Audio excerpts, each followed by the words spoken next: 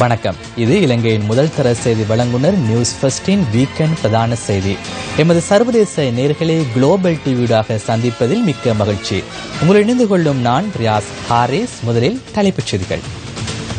மீத்தொட்ட முல்லையில் குப்பை மேடு சரிந்து விழுந்ததால் பாதிக்கப்பட்டவர்களுக்கு அரசாங்கம் அனுதாபம். சம்பவம் தொடர்பில் பிரதமர் வெளியிட்ட விசேட உரையில் அறிவிப்பு. குப்பைமேட்டில் சிக்கியுள்ளவர்களை மீட்கும் பணி தொடர்கிறது. பலியானவர்களின் இறுதிக்கிரைக்கான செலவை அரசாங்கம் மேற்பதற்கு தீர்மானம். அணு ஆயுதங்கள் மூலம் பதில் தாக்குதல் நடத்த தயார், வடகொரியா எச்சரிக்கை. மீத்தொட்டமுள்ள குப்பை மேட்டின் ஒரு பகுதி சரிந்து விழுந்தமையில் 17 பேர் உயிரிழந்துள்ளதாக போலீஸ் தலைமையகம் விடுத்துள்ள அறிக்கையில் தெரிவிக்கப்பட்டுள்ளது. இதன்போது பாதிக்கப்பட்ட 185 குடும்பங்களைச் சேர்ந்த மக்கள் இடம்பெயர்ந்துள்ளதாக போலீஸ் தலைமையகம் குறிப்பிடுகின்றது. மக்களை மீட்கும் பணிகள் தொடர்ந்தும் இடம்பெறுகின்றன.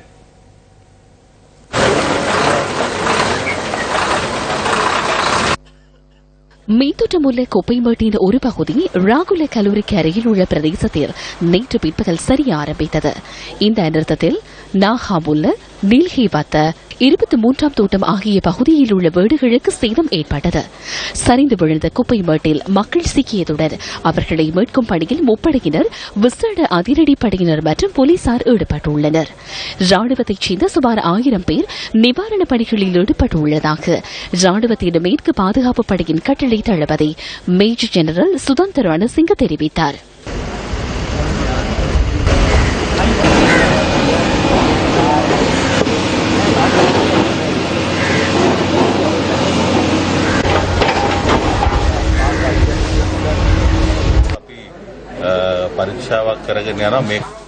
இரண்டாவது தடவையும் இவ்வாறான சம்பவம் இடம்பெற முடியுமா என்பது தொடர்பில் நாம் ஆராய்கின்றோம். தற்போதைய நிலைமையில் அவ்வாறு பாரிய அனர்த்தம் இடம்பெறாது என்றே நாம் நம்புகின்றோம். கடும் மழையினால் அல்லது நீர் நிறைந்தால் இவ்விடத்தில் கால்வாய் கட்டமைப்பு மூடப்படும். ஆகவே இது குறித்து நாம் ஆராய்ந்து வருகின்றோம். வீடுகளில் உள்ளவர்களை நாம் பாதுகாப்பான இடங்களில் உள்ள நலன்புரி நிலையங்களுக்கு அனுப்பியுள்ளோம். இந்த சம்பவம் தொடர்பிலான விசாரணைகளுக்கு பேராதனை பல்கலைக்கழகத்தின் பூகோளவியல் பிரிவின் 4 அதிகாரிகள் அடங்கிய விசேட குழு ஒன்றும், புவி சரிதவியல் மற்றும் சுரங்க பணியகத்தின் அதிகாரிகள் சிலரும் அழைக்கப்பட்டுள்ளதாக போலீசார் தெரிவித்தனர்.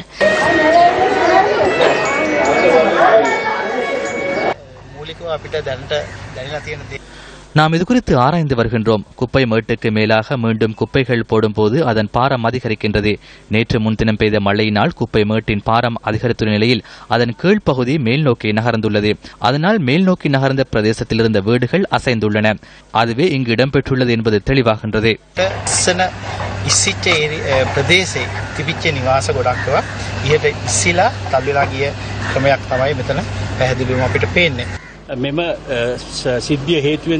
இந்த பிரதேசத்தில் போலீசார் பாதுகாப்பு கடமைகளில் ஈடுபட்டுள்ளனர். எனவே இந்த பகுதியில் பாதுகாப்பு பலப்படுத்தப்பட்டுள்ளது. நாம் இவ்வேளையில் மக்களிடம் ஒரு வேண்டுகோளை விடுக்கின்றோம். சம்பவத்தை பார்வையிடுவதற்காக இங்கு வர வேண்டாம் என்று கேட்டுக்கொள்கின்றோம். நாம் இந்த குப்பை மேட்டினை அகற்றி மீட்பு பணியில் ஈடுபட்டுக் கொண்டிருப்பதால் சில வேளை மீண்டும் குப்பை மேடு சரிய வாய்ப்பிருக்கும்.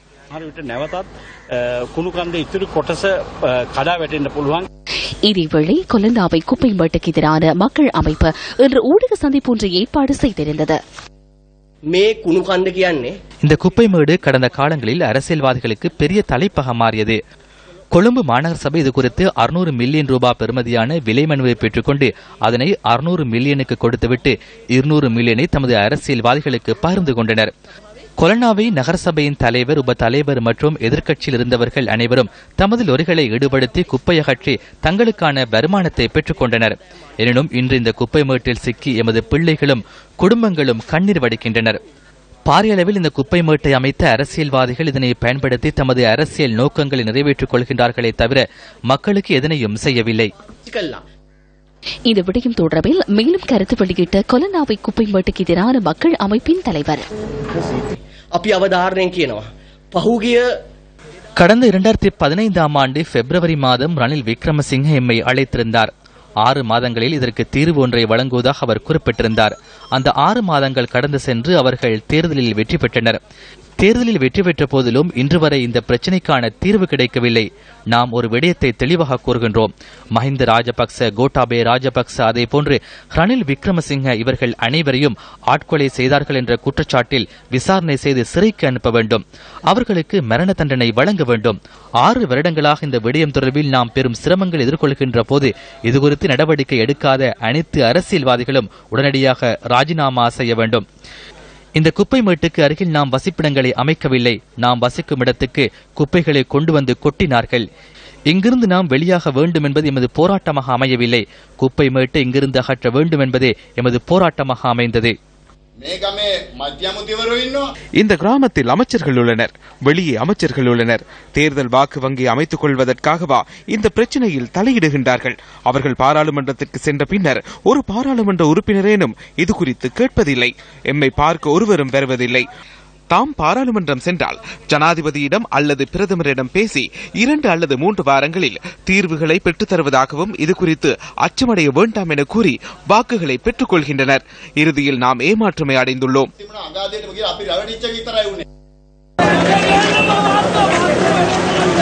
சம்பவ இடத்துக்கு சட்டம் மற்றும் ஒழுங்கு அமைச்சர் சாகல ரத்நாயக்க சென்றிருந்தார்.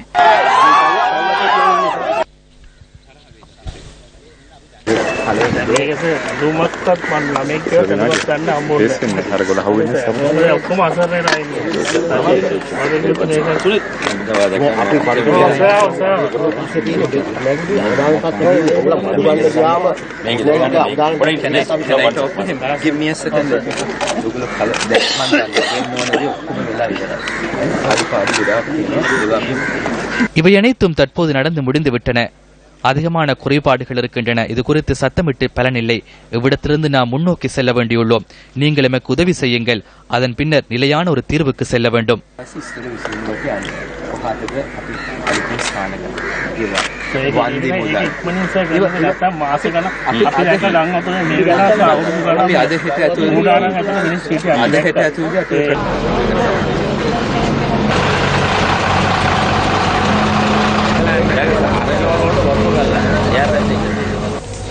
இதேவேளை சம்பவத்தில் காயமடைந்தவர்கள் தொடர்பில் தேசிய வைத்தியசாலையின் பணிப்பாளர் டாக்டர் அனில் ஜாசிங்க விளக்கம் அளித்தார். இன்று பகல் வேளையில் 5 சடலங்கள் மீட்கப்பட்டுள்ளன. அவ்வாறு மீட்கப்படும் சடலங்கள் இங்கு கொண்டு வரப்படுகின்றன. 8 பேர் வைத்தியசாலையில் தற்போதும் சிகிச்சை பெற்று வருகின்றனர். இவர்கள் 2 பலத்த காயங்களுக்குள்ளாகியுள்ளனர். ஏனையவர்கள் சிறிய காயங்களுக்குள்ளாகியுள்ளனர். இந்த அனர்த்தத்தில் 180 குடும்பங்களைச் சேர்ந்த 625 பேர் இடம்பெயர்ந்துள்ளதாக இடர் முகாமைத்துவ மத்திய நிலையம் தெரிவித்துள்ளது. இடம்பெயர்ந்தவர்கள் கொலந்தாவை டெரன் டி சில்வா வித்தியாலயத்தில் தங்க வைக்கப்பட்டுள்ளனர். இதேவேளை சம்பவம் இடம்பெற்ற இடத்துக்கு மேல் மாகாண சபை உறுப்பினரும் ஊடகருமான சுசில் கிண்டல்பிட்டிய இன்று காலை சென்றிருந்தார். இத்தகைய அழிவு ஏற்பட போகின்றது என கடந்த வாரமே நாம் நகரசபையின் ஆணையாளரின் கவனத்துக்கு கொண்டு வந்தோம். நானும் மாகாண தவிசாளரும் கடும் பிரயத்தனம் மேற்கொண்டு 10 குடும்பங்களை அகற்றிக் கொண்டோம். இத்தகைய சம்பவம் நடைபெறும் என்பதை அறிந்திருந்தும் ஏன் மக்களை அகற்றவில்லை என நாம் ஆணையாளரிடம் வினவுகின்றோம். அரசியல்வாதிகள் அனைத்து சந்தர்ப்பங்களிலும் போலி வாக்குறுதிகளை வழங்குகின்றனர். இது ஒரு பாரதூரமான நிலைமையாகும். யாருடைய வர்த்தக நோக்கத்திற்காக இந்த மக்களை வெளியேற்றாமல் இருந்தீர்கள் என்பதை இப்போதாவது நகரசபையின் ஆணையாளர் அம்பலப்படுத்த வேண்டும். யாருக்கு ஒப்பந்தங்கள் வழங்கப்பட்டுள்ளன, யார் ஒப்பந்தக்காரர், இப்போதாவது வெளிப்படுத்துங்கள். இந்த கபட ஒப்பந்தங்களை அம்பலப்படுத்துமாறு நாம் வலியுறுத்துகின்றோம். எனினும் நகர சபையும் ஆணையாளரும் பின்வாங்கினார்கள். அடுத்த வாரம் நான் உயர்நீதிமன்றத்திற்கு சென்று எனது செலவில் வழக்கு தாக்கல் செய்ய உள்ளேன். இந்த ஊழல் மிக்க கொடுக்கல் வாங்கலுடன் தொடர்புபட்டவர்களை அம்பலப்படுத்துமாறு கோரவுள்ளேன். தகவல் அறியும் சட்டத்தின் மூலம் இந்த தகவல்களை வழங்க தவறினால் ஆணையாளருக்கு எதிராக நான் கட்டாயமாக உயர்நீதிமன்றத்தில் அடிப்படை உரிமை வழக்கு தாக்கல் செய்வேன். மீத்தொட்ட முல்லையில் குப்பைமேடு சறந்ததில் பாதிக்கப்பட்ட மக்களுக்காக அரசாங்கம் ஆழ்ந்த அனுதாபங்களை தெரிவிப்பதாக பிரதமர் ரணில் விக்ரமசிங்க இன்று ஜப்பானிலிருந்து தெரிவித்துள்ளார். சம்பவம் தொடர்பில் அறிந்தவுடன் அனைத்து தரப்பினரும் கலந்துரையாடி தேவையான நடவடிக்கைகளை எடுக்குமாறு பணிப்புரை விடுத்துள்ளதாக பிரதமரின் விசேட அறிக்கையில் குறிப்பிடப்பட்டுள்ளது. மீத்தோட்டமுள்ள குப்பை மேட்டை அகற்றுவது தொடர்பில் வழங்கிய உறுதிமொழியை ஒருபோதும் மாற்றப் போவதில்லை எனவும் பிரதமர் வலியுறுத்தியுள்ளார். இது தொடர்பிலான திட்டத்தினை விரைவாக நடைமுறைப்படுத்துமாறு ஜனாதிபதி தனக்கு ஆலோசனை வழங்கியுள்ளதாக பிரதமரின் அறிவித்தலில் குறிப்பிடப்பட்டுள்ளது. மீத்தொட்டமுல்லை பகுதியில் ஏற்பட்டுள்ள நிலைமை தொடர்பில் ஆராய்ந்து அவசரமாக மேற்கொள்ள வேண்டிய நடவடிக்கைகள் குறித்து இடர் முகாமைத்துவ அமைச்சில் இன்று கலந்துரையாடப்பட்டது. இந்த கலந்துரையாடலை ஒளிப்பதிவு செய்வதற்கு அல்லது அது தொடர்பிலான தகவல்களை பெற்றுக் கொள்வதற்கு இலங்கையின் ஊடகங்களுக்கு இருந்த சந்தர்ப்பத்தை இல்லாமல் செய்த அரசாங்க தகவல் திணைக்களத்தின் பணிப்பாளர் நாயகம் கலாநிதி ரங்க கலன்சூரியவுக்கு ஊடகங்கள் கடும் எதிர்ப்பை வெளிப்படுத்தியுள்ளன. எனினும் மீத்தொற்று முல்லையில் ஏற்பட்டுள்ள அவசர நிலை தொடர்பில் துரிதகதியில் செயற்பட்டு பாதிக்கப்பட்டவர்களுக்கு நிவாரணம் வழங்குவதற்கான நடவடிக்கைகளுக்கு ஒத்துழைப்பு வழங்க கைகோர்த்து கொள்ளுமாறு ஊடக அமைச்சின் செயலாளர் சட்டத்தரணி நிமால் போபகி அறிக்கை ஒன்றை விடுத்துள்ளார். ஊடக அமைச்சின் செயலாளர் அவ்வாறு அழைப்பு விடுத்திருந்த போதிலும் மீத்தொற்றுமுல்ல விவகாரம் தொடர்பிலான தீர்மானமிக்க அரசாங்கத்தின் கலந்துரையாடலை அரசாங்க தகவல் திணைக்களத்தின் பணிப்பாளர் நாயகம் மூடி மறைக்கும் வகையில் செயல்பட்டுள்ளார். மீத்தொற்றுமுல்ல குப்பைமேடு தொடர்பில் அரசாங்கத்திடம் வினவுவதற்கு ஊடகங்களுக்கு இருந்த சந்தர்ப்பம் இதனால் மறுக்கப்பட்டுள்ளது. குப்பைமேடு தொடர்பில் நீண்ட காலமாக நியூஸ் ஃபர்ஸ்ட் தகவல்களை வழங்கும் போது அது குறித்து அரசியல்வாதிகள் அன்று அசம்பந்த போக்குடனான கருத்துக்களையே கூறினர். நாட்டு மக்களுக்கு உண்மையான மற்றும் சரியான தகவல்களை வழங்கும் பொறுப்பு நாட்டின் ஊடகங்களுக்கு இருக்கின்றனவே தவிர அது தகவல் திணைக்களத்தின் பணிப்பாளர் நாயகம் ரங்க கலன்சூரியவுக்கு அல்ல என்பதையும் நினைவு கூறுகின்றோம். எனவே நேயர்களுக்காக இன்றைய கூட்டத்தில் கலந்து கொண்டவர்களிடமே விடயங்களை கேட்டறிந்தோம். செய்திகள் தொடர்கின்றன. சித்திரை வருடப்பிறப்பின் சம்பிரதாய முறைப்படி தலைக்கு எண்ணெய் தேய்க்கும் தேசிய நிகழ்வு ஜனாதிபதி தலைமையில் கண்டியில் இன்று நடைபெற்றது. தலைக்கு எண்ணெய் தேய்க்கும் சம்பிரதாய நிகழ்வின் பின்னர் புனரமைக்கப்பட்டுள்ள கண்டி ஸ்ரீநாத ஆலயத்தின் போதியை சுற்றி அமைக்கப்பட்ட தங்க வேலி திறந்து வைக்கப்பட்டது. 100 வருடங்களின் பின்னர் இந்த வேலி புனரமைக்கப்பட்டுள்ளது. பின்தங்கிய பகுதிகளில் அமைந்துள்ள பழமை வாய்ந்த ஆலயங்கள் தொடர்பிலான தகவல்கள் அடங்கிய இணையதளம் ஒன்றும் ஜனாதிபதியினால் அங்குரார்ப்பணம் செய்யப்பட்டது. இதேவேளை தம்பான ஆதிவாசிகளும் இன்று தலைக்கு எண்ணெய் தேய்க்கும் சம்பிரதாயத்தில் ஈடுபட்டனர். ஆதிவாசிகளின் தலைவர் ஊருவருகி வன்னிலத்தோ தலைமையில் இந்த நிகழ்வு நடைபெற்றது.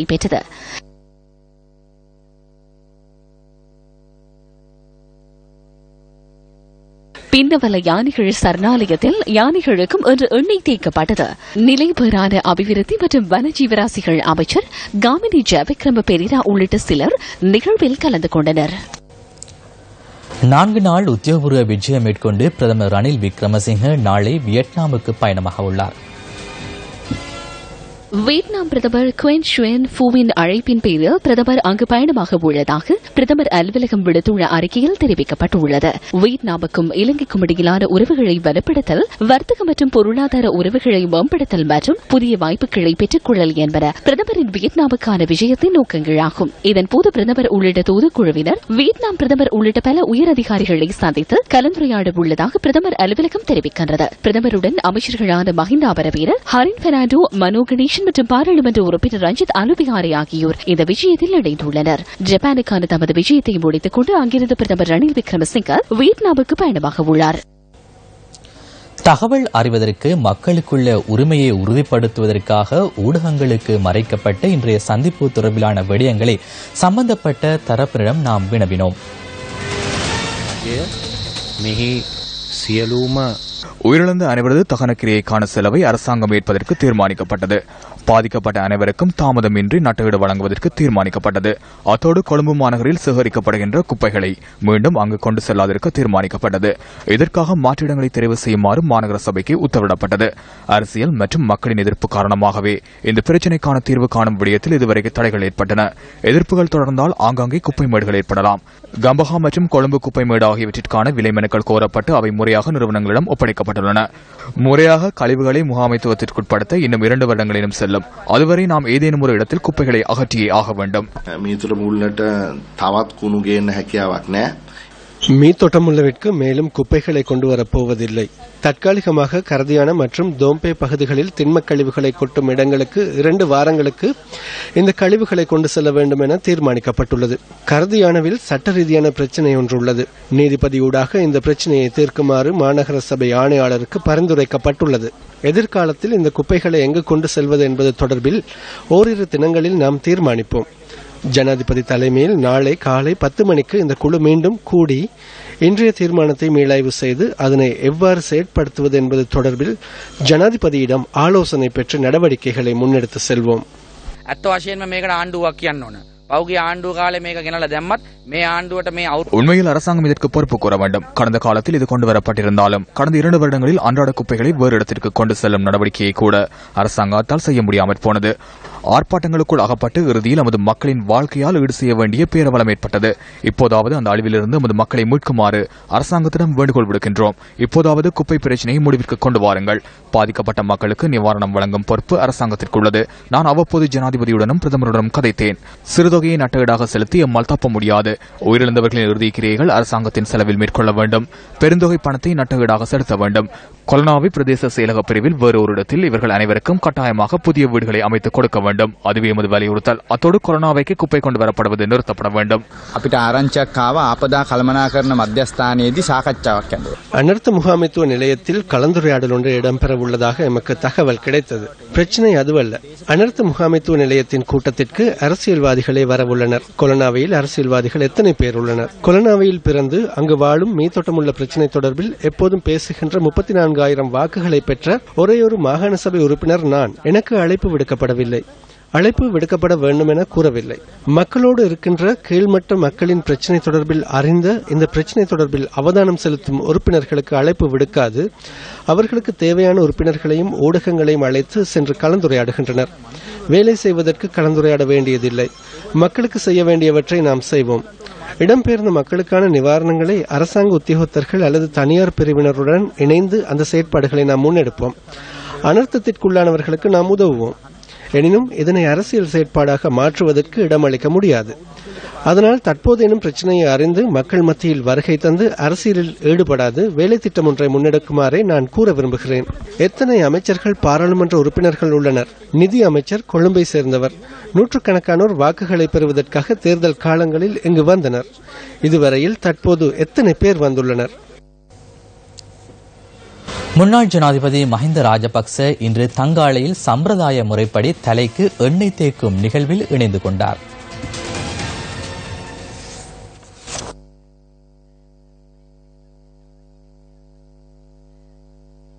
රටටම ශෝක විය යුතු දිනයක් අද. ඔය වගේ තමයි මට දැනෙන්නේ. யாழ் புங்குடுதீவில் அமைக்கப்பட்டுள்ள கலையரங்கு இன்று திறந்து வைக்கப்பட்டது. இந்த நிகழ்வில் வடமாகாண முதலமைச்சர் சி.வி. விக்னேஸ்வரன் பிரதம அதிதியாக கலந்து கொண்டார். புங்குடுதீவு அம்பலவாணர் கலையரங்கு இன்று காலை திறந்து வைக்கப்பட்டதுடன் இதில் வடமாகாண முதலமைச்சருடன் வடமாகாண அமைச்சர்கள் அரசாங்க அதிபர் உள்ளிட்ட பலர் கலந்து கொண்டிருந்தனர்.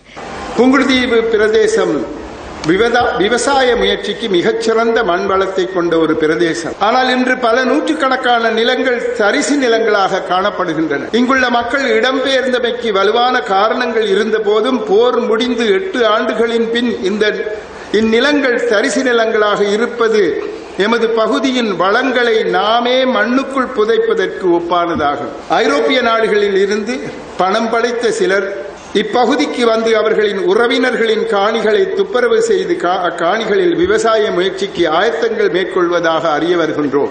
இவ்வாறான முயற்சிகள் மென்மேலும் பெருக வேண்டும். இக்காணிகளில் விவசாய முயற்சிகளை மேற்கொள்வதன் மூலம் இங்குள்ள மக்களுக்கு தொழில் வாய்ப்பு கிடைக்கின்றது. மக்களின் வாழ்க்கை முறையில் ஏற்பட்டுள்ள மாற்றங்கள் தொடர்பிலும் வடமாகாண முதலமைச்சர் கருத்து வெளியிட்டார். அன்றைய மக்களின் வாழ்க்கை முறைமை மிகவும் எளிமையானதும் சிக்கனமானதுமாக இருந்தது. ஆனால் அவர்களின் மனங்கள் மிகவும் விசாலமானதாகவும் தம்மை போல பிறரையும் நேசிக்கின்ற தன்மையையும் கொண்டிருந்தன. இன்று வசதி வாய்ப்புகள் வருமானங்கள் கூடிவிட்டன. ஆனால் மனங்கள் சுருங்கிவிட்டன. பொறுப்புகளை தட்டி கழித்தல் அல்லது அவற்றில் இருந்து ஒதுங்கி இருத்தல் போன்ற சுயநல சிந்தனைகள் தலை தூக்கியதன் விளைவாக இன்று நாம் அனுபவிக்கின்ற துன்பங்களுக்கு அவை அடிப்படை காரணங்களாகிவிட்டன. வடமாகாண சபை உறுப்பினர் சூனா பசுபதி பிள்ளை கிளிநொச்சியில் இன்று ஊடக சந்திப்பொன்றை ஏற்பாடு செய்திருந்தார். வேலையற்ற பட்டதாரிகளுக்கும் அவர்களுக்கான தகுதியான வேலை வழங்கப்பட வேண்டும். கடந்த மாதம் வழங்கப்பட்டது. அதிலே 37 பேருக்கு மேல வேலைக்கு போகவில்லை. மன்னார், வவுனியா, முல்லைத்தீவு, கிளிநொச்சிக்கு போனவர்கள் யாழ்ப்பாணம் திருப்பி சென்று விட்டார்கள். கல்வி அமைச்சருடைய அதிகாரிகளோ சாட்டுப்போக்கு சொல்லி தப்பேலாது.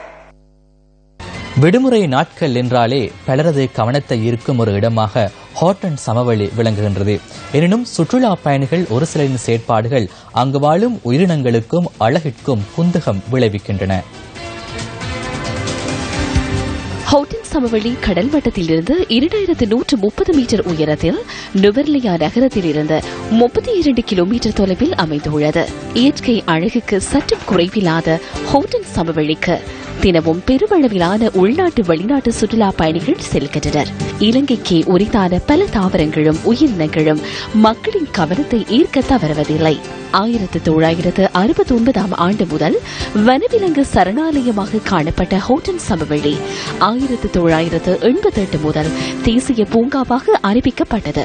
சித்திரை புத்தாண்டு விடுமுறை காலத்தில் வழமை போன்றே இம்முறையும் அதிக அளவிலான சுற்றுலா பயணிகள் அங்கு நிறைந்து காணப்படுகின்றனர். இலங்கையின் தனித்துவத்தின் அடையாளமாகவும் இயற்கை எழில்மிகு பகுதியாகவும் விளங்கும் ஹோட்டன் சமவெளியில் சுற்றுலா பயணிகள் பொறுப்பற்ற வகையில் செயல்படுகின்றவை கவலைக்குரியதே.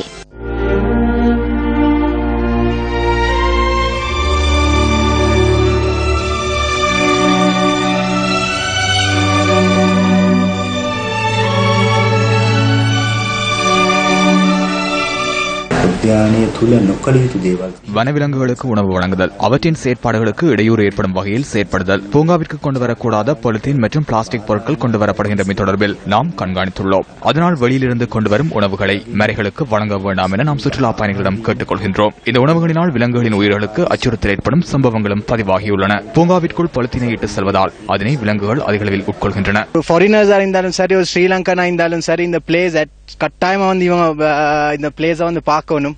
At least once in your life time சரி நீங்க வந்து விசிட் பண்ணணும். நாங்களும் இது ஃபர்ஸ்ட் டைம் பாரது ஒரு இயற்கையான ஒரு சூழலை நீங்க வந்து அனுபவிக்கக்கூடியதா இருக்கும். அழிந்து வரக்கூடிய உயிரினங்கள் நிறைய வாழக்கூடிய ஒரு பூமியாக இருக்கு. எதிர்வரக்கூடிய சந்ததியினருக்கும் இதை கொணப்போகக்கூடிய மாதிரி ஒரு ஏற்பாடு செஞ்சு வச்சிருக்காங்க கவர்மெண்டால. எதிர்கால சந்ததியினருக்காக இந்த தேசிய வளத்தை பாதுகாக்க வேண்டியது அனைவரினதும் பொறுப்பாகும். இன்ற மறை, மான் போன்ற உயிரினங்களுக்கு தாம் கொண்டுவரும் உணவுகளை வழங்குவதன் மூலமாக அவற்றின் உயிருக்கு அச்சுறுத்தல் இருப்பதாக அவர்கள் சுட்டிக்காட்டுகின்றனர். நியூஸ் ஃபெஸ்ட் செய்திகளுக்காக ஹோட்டன் சமவெளியிலிருந்து ரத்னம் கோகுலன். அம்பாறை அட்டாளைச்சேனை அஷ்ரப் கிராமத்துக்குள் நேற்றிரவு புகுந்த காட்டு யானைகள் 3 வீடுகளை சேதப்படுத்தியுள்ளன.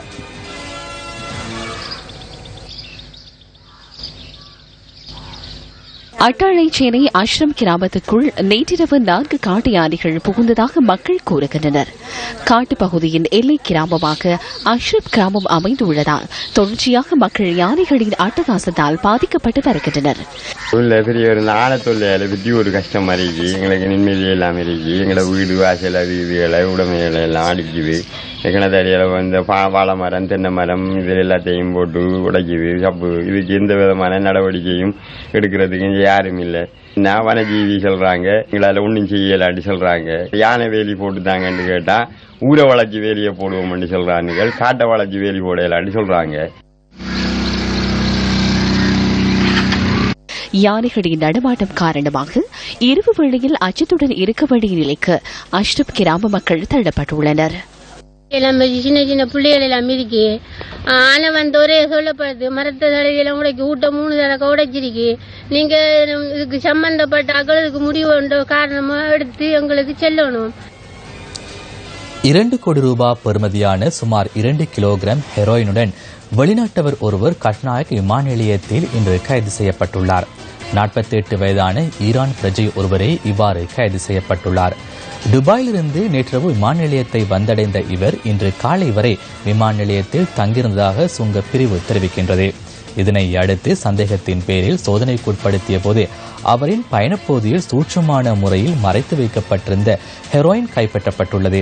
சந்தேக நபரிடம் மேலதிக விசாரணைகளை மேற்கொண்டு வருவதாக சுங்க ஊடக பேச்சாளர் தர்மசேன கஹந்தவ குறிப்பிட்டார்.